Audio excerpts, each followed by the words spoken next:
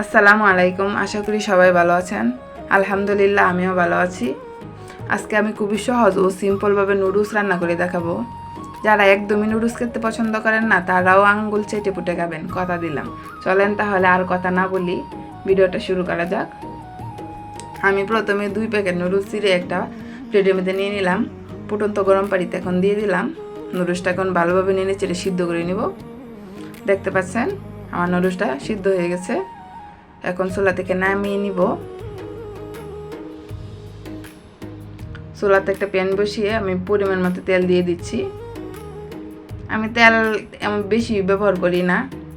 2টা মিডিয়াম সাইজের পেঁয়াজ এবং 5-6টা কাঁচামরিচ কুচি করে দিয়ে দিলাম।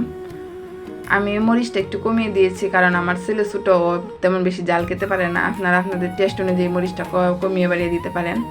1/2 কাপ গাজর কুচি করে নিয়েছিলাম, ওইটা দিয়ে দিলাম। এখন আমি গাজরটা ভালোভাবে নেড়েচেড়ে ভেজে নিব।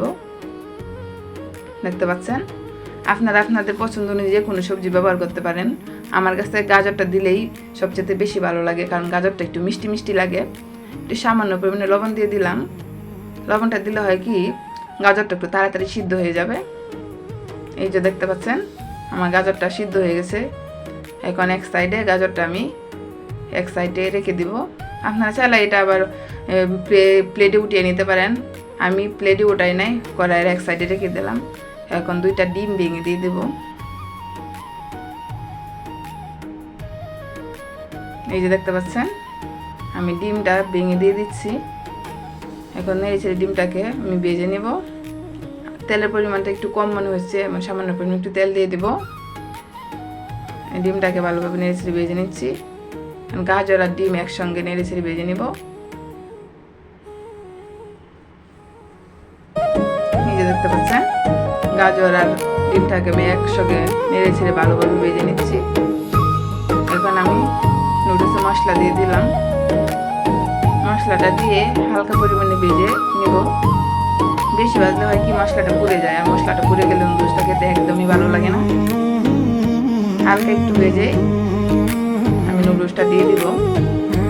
দেখেন অনেক ভালো একটা স্মেল বেরোচ্ছে, আমি পাচ্ছি যেটা আপনারা পাবেন না। এই তো দেখতে পাচ্ছেন আমি সিদ্ধ করে নুডলস এখন দিয়ে দিব। নুডলসটা একটু চাকা চাকা হয়ে আছে, সেটা আমি হাতে ভেঙে এখন কড়াইয়ের মধ্যে অল্প অল্প করে দিয়ে দিচ্ছি। দেখতে পাচ্ছেন আপনারা একবার হলে এইভাবে ট্রাই করে দেখেন, কথা দিচ্ছি খেতে অনেকটাই ভালো লাগবে, আপনাদেরও ভালো লাগবে। এখন আমি নেড়েচেড়ে 2 মিনিট নুডলসটাকে রান্না করে নেব। বেশি রান্না করতে হবে না, বেশি রান্না করলে নুডলসটা খেতে ভালো লাগে না, শক্ত হয়ে যায়। এই দেখতে পাচ্ছেন আমার নুডলস রান্না শেষ। আমি একটু ডেকোরেশন করে নেব। ডেকোরেশন করে খেলে হয় কি দেখতে একটু ভালো লাগে। এই যে দেখতে পাচ্ছেন আমি গাজর দিয়ে প্লেটটারে ভালোভাবে সাজিয়ে নিচ্ছি। এই যে দেখছেন কতটা সুন্দর লাগছে। আশা করি আপনাদের ভিডিওটি ভালো লেগেছে। যদি ভিডিওটি ভালো লাগে চ্যানেলটা সাবস্ক্রাইব করে পাশে থাকবেন। আজকে ভিডিওটি এই পর্যন্তই। সবাই ভালো থাকবেন, সুস্থ থাকবেন।